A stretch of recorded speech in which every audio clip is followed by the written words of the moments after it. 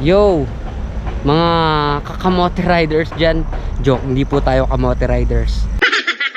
Dito po tayo ngayon sa Camp John Hay upang i-review ang ating bagong kabayo.